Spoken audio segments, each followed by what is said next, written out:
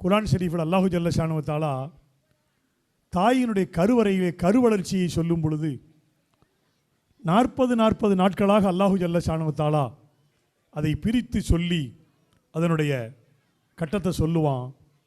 முதல் 40 நாட்கள் அது இந்திரிய துளியாக இருக்கும். அடுத்த 40 நாட்கள் அது இரத்த கட்டியாக மாறும். அதற்கடுத்த 40 நாட்கள் அதை சதை கட்டியாக மாறும். இதிலே 4 மாதங்கள் கடந்து விடும். அதற்கு பிறகு அல்லாஹ் அதற்கு உருவம் கொடுக்கக்கூடிய அந்த கட்டத்திற்கு எலும்பை கொடுப்பான்.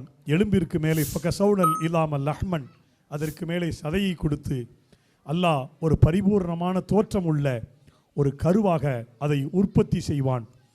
அந்த நேரத்தில் 4வது மாதம் முடிந்து 5வது மாதத்தில் இந்த ஸ்டேஜுக்கு வரும் பொழுது அலிரலி அல்லாஹ் சொல்லுகிறார்கள், ஒரு மலக்கு வந்து ரூஹு ஊதுவார்.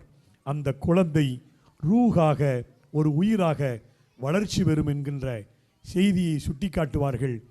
இந்த நேரத்திற்கு பிறகு தாய்மார்கள் மிக மிக கவனமாக இருக்க வேண்டும்.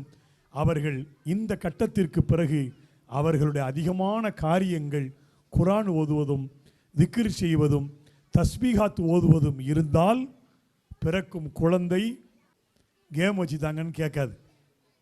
நாம் என்ன பண்ணணும்?